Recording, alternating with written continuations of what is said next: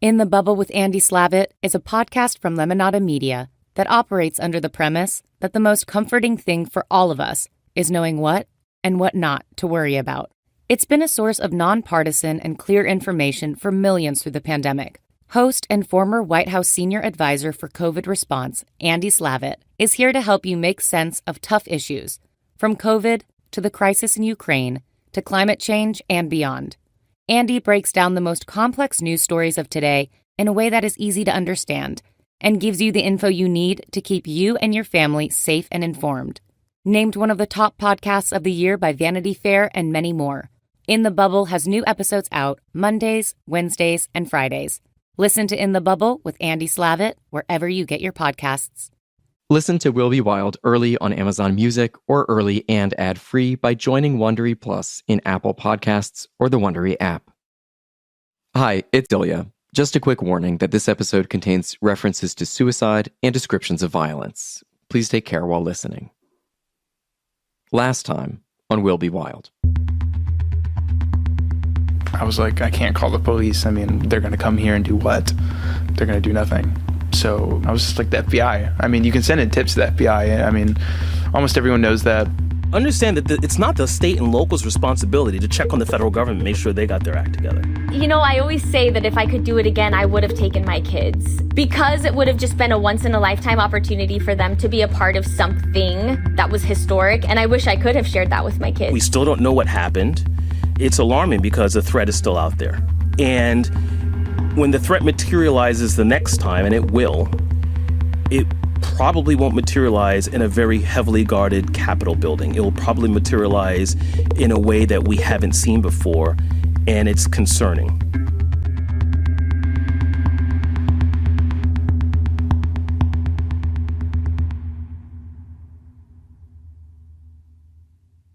I had just bought a desk on Craigslist and was just driving home past the State House and saw there were clearly two demonstrations. There was like the Biden one demonstration and also the Trump one demonstration. And the news had just broken that the networks were calling the election for Biden. So obviously it's pretty strange to see two clashing victory rallies. Saturday, November 7th, was technically Jake Zuckerman's day off. But Jake, who covers politics for the Ohio Capitol Journal in Columbus, isn't the kind of reporter who's going to see a scene like this and drive on by.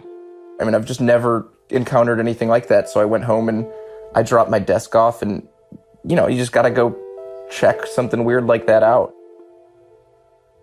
In between the two opposed rallies, there are three people in fatigues. They're wearing bulletproof vests, pistols, and holsters.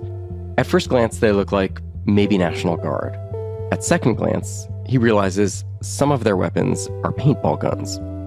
What on earth are these people doing dressed up like they're going to invade Normandy at a political demonstration at the State House? I asked, why are you bringing guns to this rally? I asked if they'd give me their names, which they wouldn't. But one of the three was willing to talk. A woman with glasses and brown hair pulled back in a loose bun. She was cordial, she was respectful. She called me sir throughout, and she always came back to the line, and it really stuck with me is that, we are here to protect people. And you hear something like that, and protect which people and protect them from what? And that was never really answered. Hey, brother, we're boots on the ground here. We're moving on to Capitol now. I'll give you a boots on the ground update here in a few. 2 months later, on January 6, 2021, that same woman Jake met in Columbus is in D.C. Amid the heaving crowd of rioters, she's moving up the east steps of the Capitol with about a dozen others in stack formation, hand on shoulder in a line. They pass through the crowd like a snake in the grass. We have a good group. We got about 30, 40 of us. We're sticking together and sticking to the plan. We'll see you soon, Jess. Airborne. Roger that, brother. Godspeed and fair winds to us. Her name is Jessica Watkins, and she is now a central figure in an 11-person federal indictment. Y'all, we're 1 block away from the Capitol now. I'm probably going to go silent when I get there because I'm going to be a little busy. We are in the mezzanine. We are in the main dome right now. We are rocking it. If we think of the more than 700 defendants charged in connection with January 6th as a pyramid, the biggest group is at the base. Hundreds of people who are facing low-level charges like entering restricted grounds or disorderly conduct. They're throwing grenades, they're freaking shooting people with paintballs, but we're in here. The next layer up is smaller and more dangerous. People accused of breaking things, attacking police, or bringing weapons. One level above that are conspirators. There are only a few dozen of them. Groups of rioters acting in concert, according to a plan. Jess, pull as much intel as you can, keep up with everything. Jessica is part of a group that's one level higher still. They're charged with seditious conspiracy for their alleged plan to oppose the lawful transfer of presidential power by force. Watkins and 10 others are the first to face this charge in years. If convicted, they could serve up to 20 years behind bars. She has pled not guilty. Of all the rioters accused of committing a crime on January 6th, about 1 in 7 has some kind of background in military or law enforcement. Men and women who swore an oath to uphold the law, protect the country, protect democracy. Jessica Watkins served for nearly 3 years in the Army. Her co-defendants include a former lieutenant commander in the Navy and an ex-Marine. There's a threat that has been growing in the United States for years, that military veterans are being radicalized by right-wing extremists to use their training against other Americans. And for years, civil servants have been trying to call attention to that threat, sometimes putting their own careers at risk in the process. But anyone paying close attention will tell you they believe we have no choice but to engage with the threat. This isn't going away, and the future of the country is at stake. From Pineapple Street Studios, Wondery, and Amazon Music, this is Will Be Wild. My name is Ilya Meritz. Chapter 2, Boots on the Ground.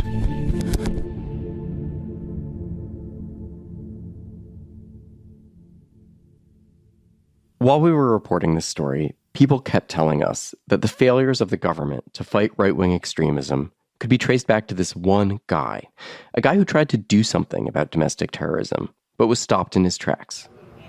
My name is Daryl Johnson, and I'm the former lead analyst for domestic terrorism at the Department of Homeland Security's Office of Intelligence and Analysis. I met Daryl Johnson at a restaurant he likes in suburban Maryland. He greeted me with a fist bump and a gesture to follow him to the table. Johnson has a no-fucks-to-give vibe. In over 2 hours we spent together, he never once removed his reflective blue wraparound sunglasses. When Johnson started at the Department of Homeland Security in 2004, the agency was still young, and his section, which covered domestic terrorism, was kind of an afterthought. He had a chair, but no desk. One of the assistants took me downstairs where there was all this old furniture left over from the Navy that had previously occupied this building, and he took a screwdriver and we unscrewed a portion of an executive desk, and we hauled that up 3 flights of stairs, and he plopped that next to a window and dropped a phone line out of the ceiling tiles and said, "There's your desk." Johnson was part of a division within DHS called Intelligence and Analysis. We're going to talk more about INA in this series, but for now, what you need to know is that they look out for emerging threats. He says, in the beginning, there was only one person focused on Americans planning to attack other Americans inside the United States. It was him. I don't know, 300-400 people working there at the time, and I was the Lone Ranger. And in fact, they brought me in. Wait, sorry, 300-400 people working at DHS and one of them working on domestic terrorism? Right, just in the Office of Intelligence and Analysis. Okay, so we had entire divisions devoted to looking at al-Qaeda threats. Daryl Johnson, meanwhile, is looking at homegrown radicals. In early 2007, he gets a call from the U.S. Capitol Police. Basically tipping us off that a black senator from Illinois was going to be announcing his bid for the presidency. They want Daryl Johnson to take a look at what people are saying on extremist websites. He starts digging into the hateful rhetoric about Barack Obama that's popping up around the internet. And what he sees is alarming, but also kind of invigorating. Extremists have that effect on Johnson. I was just kind of drawn to that naturally, that there'd be these psychos in my own community. He grew up in rural Virginia, and from a young age, he had a morbid fascination with a certain kind of forbidden thought. He remembers seeing the letters KKK scrawled in a bathroom and asking his parents what it meant. Or there was that time some boys told him about a compound where a conspiracy-minded political group trained with machine guns. Although he's not a believer anymore, Darrell Johnson was raised Mormon, and in the early 90s, he reached the age when young men are expected to do missionary work, and he's sent to Michigan. I would bump into people as I was going door to door proselytizing that adhered to anti-government conspiracy theories. I would find neo-Nazi leaflets on doors that I was knocking on, and I would take those leaflets and read them. The state has a rich history of anti-government movements. The Oklahoma City bombers, Timothy McVeigh and Terry Nichols, attended meetings of the Michigan militia around the same time Johnson was there. They met in basic training in the Army. You know, out of all the places to send me in the world, Michigan was the best place to prepare me for my career in domestic terrorism. A little over a decade later, Darrell Johnson is where he wants to be. He's an analyst at DHS studying potential threats of domestic terrorism. Barack Obama has just been elected president. Unemployment is soaring as a result of the financial crisis, and all the arrows Johnson sees are pointed in one direction. This is a real problem, and it's only getting bigger. He distills a year's worth of research into a report that's quietly released to other government agencies. The report is only 10 pages long, but it will end up costing him his career in government. So the title is Right-Wing Extremism, Current Economic and Political Climate Fueling Resurgence and Radicalization and Recruitment. And our food is here, of course, right on cue. The writing is dry, the facts are troubling. Johnson writes that possible gun control measures and the election of the first black president could be the spur for new anti-government radical activity. And he has a particular warning about service members coming home from America's wars in Iraq and Afghanistan. Here's what he wrote. Returning veterans possess combat skills and experience that are attractive to right-wing extremists. DHS-INA is concerned that right-wing extremists will attempt to recruit and radicalize returning veterans in order to boost their violent capabilities. That pretty neatly describes what happened with Jessica Watkins and the Oath Keepers. The group was founded 1 month before Johnson's research was released. The report is intended only for the eyes of other agencies and law enforcement. And at first, Darrell Johnson says, he gets good feedback. Like, really good feedback. Police groups want him to come and speak. DHS has plans to grow its extremism and radicalization branch. We were in the process of actually staffing up the number of analysts in anticipation of this rising threat that was going to emerge. The weekend after he delivers the report, Darrell Johnson is out with the Boy Scout troop where he volunteers. And I was out with a van full of Boy Scouts delivering mulch and happened to have the radio on to the local rock station. And at noon hour, they had just a quick soundbite of, the main headlines for the day. Like the second or third story was, Homeland Security issues this report warning us about right-wing extremists. And it was like very surreal. I was like, is that the report that I just wrote? How do they know about that? And why are they talking about it? In no time, Darrell Johnson's no-nonsense report makes the leap from minor news item to glowing ball of radioactivity. These people are now being stigmatized as terrorists. This is an outrage. Ladies and gentlemen. Well, Pat Robertson gave that to all of his followers and said anybody that's upset about this report needs to call this operations center and voice your objection to it. Pat Robertson is a famous televangelist, by the way. And I want you to call a number. This is the Department of Homeland Security. Get on the phone and call them. And just say When I got in the office Monday morning, the conservative media had picked up on it on Saturday and Sunday, and so it was like utter chaos. Now Johnson sees how naive he was. That term, right-wing extremism, is like a lightning rod. Republicans in Congress speculate that it could be used as a pretext to spy on anti-abortion activists or people who oppose immigration. Then, of course, there's the military part. So at the very end of the report on page 7, there is a subtitle called Disgruntled Military Veterans. And in hindsight, I realized how that term could come across as offensive to some people, because it's sounding like these military veterans are coming home and actively seeking out membership in these extremist groups. He says he'd use different language today, but he wouldn't change the conclusion. Before it was released, this report had been vetted. Johnson says it went through 23 rounds of edits. Then Johnson got FaceTime with the head of the agency. A big deal. I know Janet Napolitano initially was very pleased with it. The secretary. Yep, Secretary Napolitano. I was there, gave her a desk side briefing along with my supervisors. But the issue was no longer about policy. It was now about politics.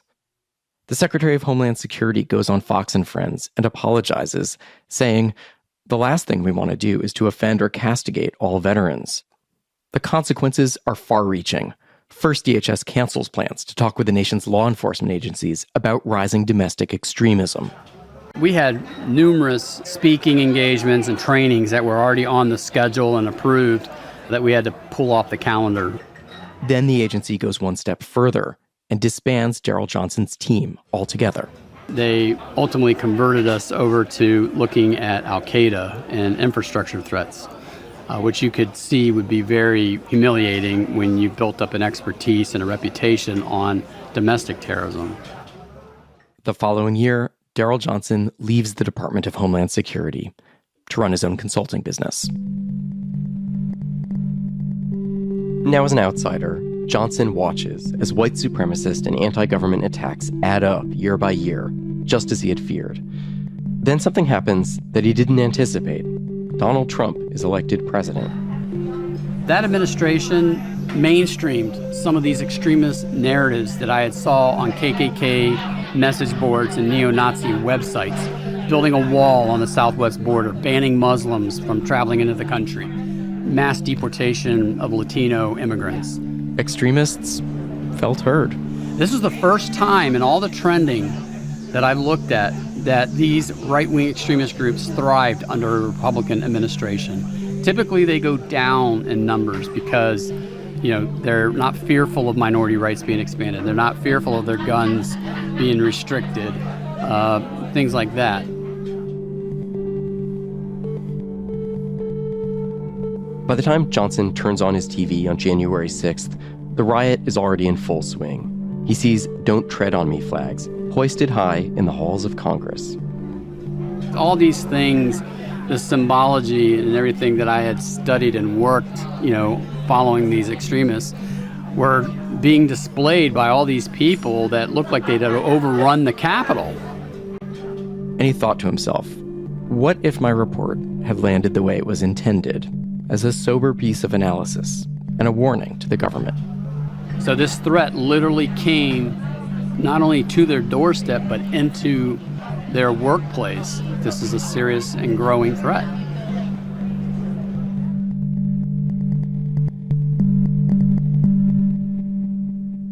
We'll be back after a short break. On Will Be Wild, you've been exploring how misinformation can be used as a vehicle to influence millions. You need to know about another podcast that deals with scams and fraud in the digital age called Scamfluencers. In one of the first seasons, you'll learn how an actor swindled investors out of nearly $250 million. Stay tuned to the end of this episode to hear a preview of Scamfluencers. If you had to describe Jessica Watkins' state of mind after leaving the military, the right word was right there in Daryl Johnson's report: disgruntled. Watkins enlisted in the Army back in 2001, right out of high school, and was deployed to eastern Afghanistan as part of Operation Enduring Freedom. She served almost 3 years, before being forced out in 2003, she says, because of the military's don't ask, don't tell policy on sexual orientation. After leaving the Army, Watkins changed her name to Jessica and began living as a woman. There's not much out there about her life at this point, but our producer, Alice Wilder, has been corresponding with Jessica while she awaits trial in a DC jail. Alice also found an online journal that appears to be Jessica's that was written between 2007 and 2009. A quick word about this journal. Jessica has offered varying responses about whether she is the author, but no flat denial. Many details line up with confirmed facts about Jessica's life, where she was living and working. An ex-girlfriend who's mentioned in the journal confirmed to us that they knew each other, and there are lots of personal photos of someone who looks unmistakably like Jessica. The About Me section of the journal says, I am a combat veteran with the U.S. Army, and I regret it. I am proud to have served my country, but ashamed in the way that it was accomplished. A lot of Americans had soured on foreign wars by then, but the writer of the journal had soured on life itself. Not a lot is going well for her in those years. She has no relationship with her parents. She struggles to keep a job. Money's tight, and she can't afford the hormones or gender confirmation surgery she desperately wants. After a close friend dies in combat, Jessica says she attempted suicide.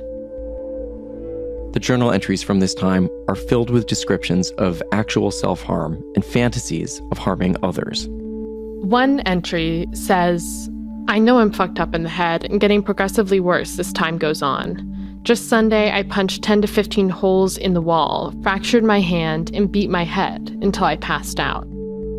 In another, she imagines attacking a group of black teenagers, she calls them the N-word, with frozen paintballs, which she notes can be lethal. In 2010, Jessica moves to Fayetteville, North Carolina, looking for a new start. She finds a job as a firefighter EMT, saving lives, helping people. After a few years, she moves back to Ohio, to her old hometown, and Jessica's life seems to really turn around, in part because of a card game called Magic the Gathering. It involves wizards and spells. Jessica played it a ton while she was in the military, and one day in Ohio, she finds a local card shop where people get together and play. One of them is a guy with a goatee named Montana. Jessica says that after a few sessions of Magic, he works up the nerve to ask for her number. They hang out, play some more. Soon they're getting together 3 or 4 times a week. According to Jessica, Montana didn't know she was trans. When she told him, he decided he didn't care. They move in together and buy a bar, the Jolly Roger. It has a pirate theme. They work together every day, side by side, talk about getting married.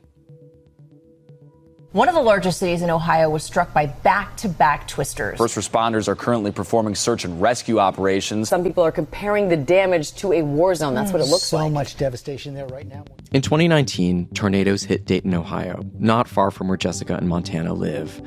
Jessica puts together a group to do relief work. But what starts out as distributing water and supplies becomes something else. Jessica calls her group the Ohio State Regular Militia. The members call Watkins Cap, like Captain.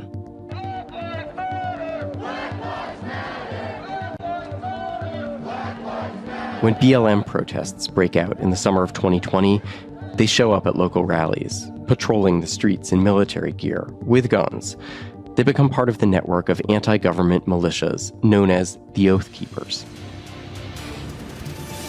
CNN projects Joseph R. Biden Jr. is elected the 46th president of the United States, winning the White House and denying President Trump a second term.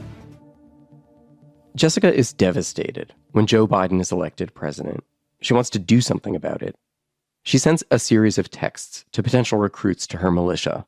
If Biden gets this deal, none of us have a chance in my mind. We already have our neck in the noose, she writes. She urges them to attend a basic training run by a Marine drill sergeant. I need you fighting fit by inauguration, she says. In another message, she says, our way of life as we know it is over. It is our duty as Americans to fight, kill, and die for our rights. You know, when I drive around different cities, see the number of tactical training places, come and learn tactics. This is Eric Jackson, a former senior FBI executive who specialized in domestic terrorism. My question was always, I know why I did tactical training because my job is to protect the citizens. Why are you doing tactical training? And what is the end purpose of that tactical training? Jackson was a black man in an agency that is still largely white. He's tall, with impressive biceps poking out from his Bruce Lee t-shirt, the kind of guy who calls you by your name and looks you in the eye. I went to talk with Jackson because he led a successful operation that interrupted a domestic terror plot. It seemed to me that investigation could have been a blueprint for how law enforcement approached January 6th. Instead, Jackson was out of the government, and that day he watched from home as the chaos unfolded on TV. Jackson's investigation started in 2015 when a tip came into the FBI about ISIS looking to recruit new members in Garden City on the high plains of western Kansas. But when agents started asking around, they didn't find jihadis. What they found was white supremacists, a small group calling themselves the Crusaders. Set it up on a mosque and then drive half a mile and set it off.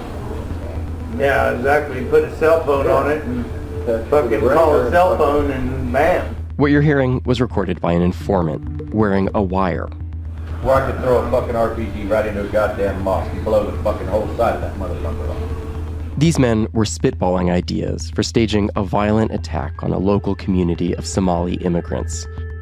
Eric Jackson oversaw the investigation as FBI special agent in charge in Kansas City. And I remember, as the head of our office, meeting with my staff and telling them we will not have a repeat of Oklahoma City. These individuals will not conduct an attack. We are going to stop them. Oklahoma City is personal for him. He visited not long after the 1995 bombing and saw the devastation there. It's part of why he became an FBI agent. His investigation in Kansas played out against the backdrop of the 2016 presidential race between Donald Trump and Hillary Clinton. While Trump took to the debate stage to talk about a Muslim ban, the Crusaders met in secret to talk about building a bomb. You can make explosives out of it. How do you think fucking McVeigh got caught? That was all fertilizer. They decided to detonate it after Election Day. They were cognizant of not doing their terrorist attack or doing something that would put Hillary Clinton into the White House. Over 100 people could have been killed if the Crusaders had succeeded in their plan. Today, all 3 plotters are in prison. The surveillance operation was tense and complex, but Jackson says that interrupting domestic terrorism starts with something simple. One of the things that I learned in my FBI career, and it's so important, is listening. Not always waiting to see actions, but listening what people are saying. That kind of listening wasn't just the key to stopping this attack, Jackson says. It's the key to all law enforcement work. And it doesn't have to be a confidential wiretap. Jackson listens in other places too, like when he goes to gun ranges for target practice. I can tell who is a novice shooter, because that's the person who comes in and just cranks off rounds. They're not looking to hit anything. They just want to crank. And, unless I had my FBI badge on, I could just stand there and listen. And I would hear people talk about their hatred and how much they hated President Obama, how much they hated the liberals and this. And so that's what I've been worried about for years, that violent rhetoric was going to come to a conclusion before you have people saying, stop talking about it and do something about it. After the Crusaders case, Jackson becomes FBI chief in a bigger city, his hometown of Dallas. His sense of mission has never been higher, and his experience has never seemed more necessary. Every year brings more extremist attacks, a vehicle ramming into a crowd in Manhattan, a shooting at a synagogue in Pittsburgh.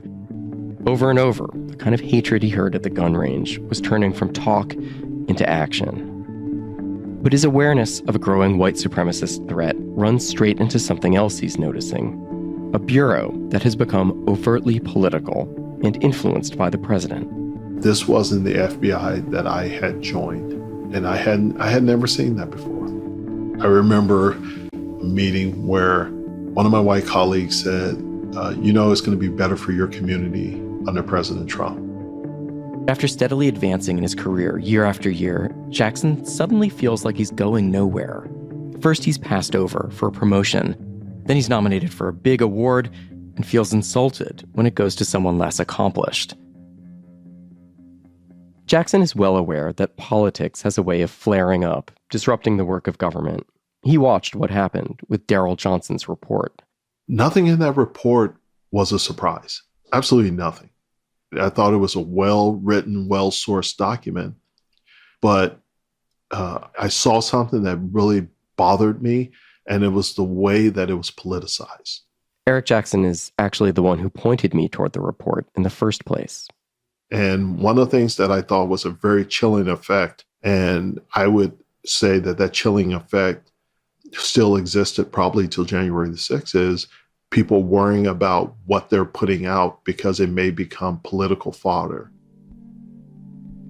With no prospects and no room to maneuver, Jackson makes the decision to leave the Bureau in the spring of 2019. He's 2.5 years away from mandatory retirement. I think in this environment right now, it's not the FBI that I remembered, and I wanted to leave on my time instead of leaving on anything else happening. We asked the FBI for comment on Eric Jackson's experience. The Bureau did not respond. His resignation was a lot less dramatic than Daryl Johnson's flameout a decade before, but there were similarities. Both men sensed what was coming. Both tried to make a difference. Both concluded they couldn't, and so they both left.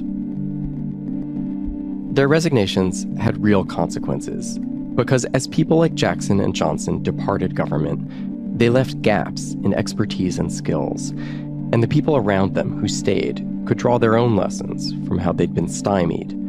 The work itself of recognizing threats and foiling plots had become an occupational hazard. Meanwhile, groups like the Oath Keepers grew and made plans, and on January 6th, clad in camo and dripping tactical gear, they entered the Capitol.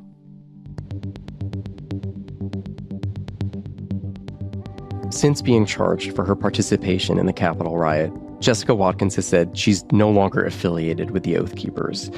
In a hearing, she told the court she regrets joining the group. "We're done with that lifestyle," she said. "I did it out of the love of my country, but I think it's time to let all of that go." Watkins is detained pending trial. When Joe Biden took office, his Department of Defense quickly took steps to confront radicalization in the military, engaging with the issue that tanked Daryl Johnson's career. The Pentagon did a big review of extremist activity among active duty service members, and it's working to curb the recruitment of veterans by militias. But what happens when radicalization isn't only happening in online forums, when instead it's being driven by the White House? That's next time on Will Be Wild. Donald Trump saw DHS as useful for only one thing, and that is very, very strict immigration policies. Put simply, since taking office, President Trump has decimated the leadership ranks of his own Department of Homeland Security. This chaos appears to be by design. It's exactly like The Apprentice. Did you ever watch The Apprentice? It's exactly like The Apprentice, except in this case, American lives are on the line. We're not saying we think that when the president speaks, people do violent things. We're saying the evidence shows that it happens.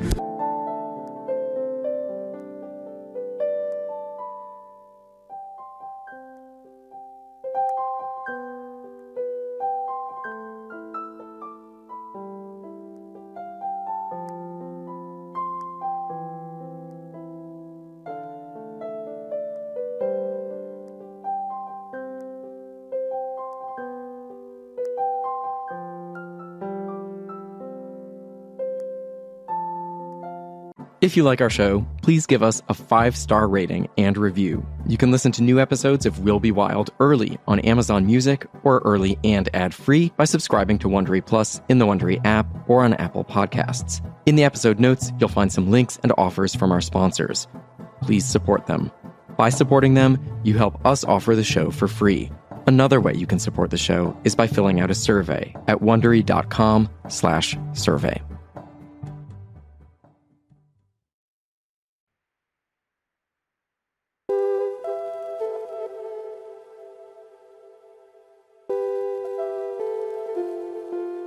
Will Be Wild is a production of Pineapple Street Studios, Wondery, and Amazon Music. It's hosted by me, Ilya Meritz, and Andrea Bernstein. Our senior producer is Kat Aaron. Our producer-reporters are Christine Driscoll and Alice Wilder. The associate producer is Maria Alexa Kavanaugh. The editors are Maddie Sprung-Kaiser and Joel Lovell. Production assistance on this episode from Annie Brown. Fact-checking by Jane Drinkard. Our sound designer is Hannes Brown, who also composed the original music. Pineapple's head of engineering is Raj Makicha. Legal services for Pineapple Street by Bianca Grimshaw at Granderson des Rochers.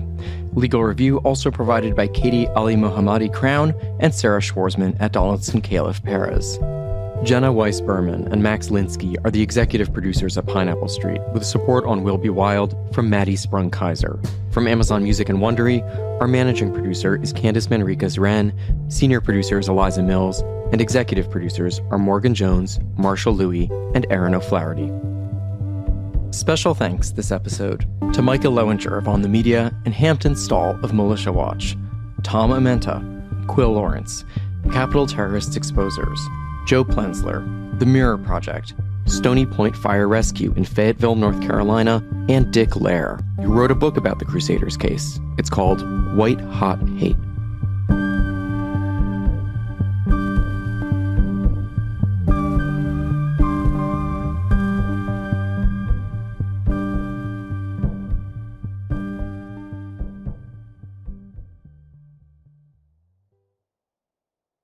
You're about to hear a preview of Scamfluencers. While you're listening, follow Scamfluencers on Amazon Music, Apple Podcast, or you can listen 1 week early and ad-free by joining Wondery Plus in the Wondery app.